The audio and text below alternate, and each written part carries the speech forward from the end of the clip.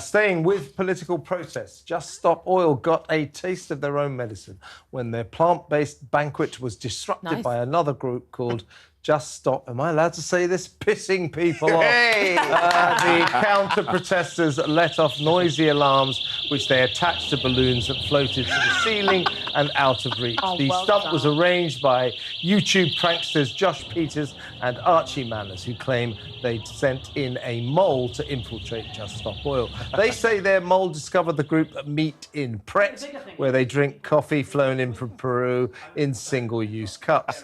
It's not the first time the pranksters have disrupted the eco-mob.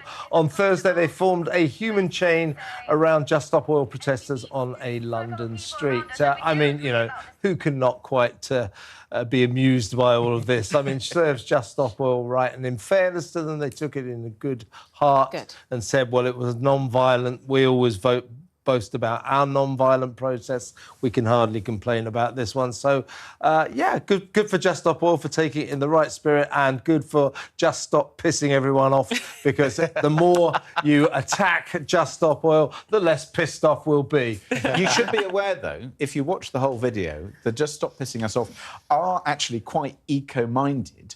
And they take the view that Just Stop Oil are setting the discussion back on eco-policies. Yeah, they are. By alienating because they're alienating people who might otherwise support, you know, all this greenwashing that we're putting up with. So, but I have to say, though, it's a very clever campaign. Watching the video, it's very funny. How they infiltrated was brilliant. How they've documented it was fantastic. And the protest itself, I think the Just Stop Oil people were probably like, hats off. That's amazing. That's really good. Everybody wins. Just Stop Oil, get the coverage. Right. Just stop peeing people off, get the coverage. And, like, we're sort of drawn to them now. I think this is actually a very, very clever It's great. I love it. And, you know, good for Just Stop Oil for taking it on the chin. And because, you know, if they can't dish it out and they can't take it, then it's not a win for them. So good for them for just being like, you know what, this was coming. We should have expected it. And if you support somebody's right to a peaceful protest, non-violent protest, then you got to support people you don't agree with. But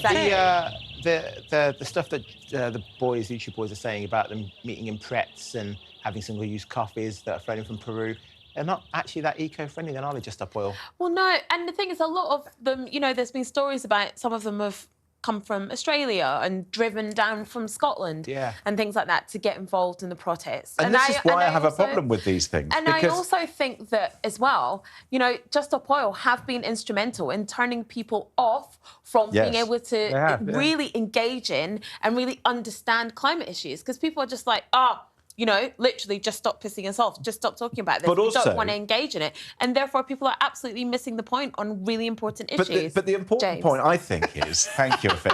The important point is... James. Sorry, James. Wow, mate. The important point is, though, I just wish we could see policies that make sense. And this is the problem about so many things that Just Stop Oil and other people push for. It's not practical, it doesn't make sense, it's not going to improve the planet, it's not going to make a difference. I want stuff to make a difference, and we could do that today just by wasting less. You know what? Nobody's pushing for that. See it, say it, sorted. Put that in the bin.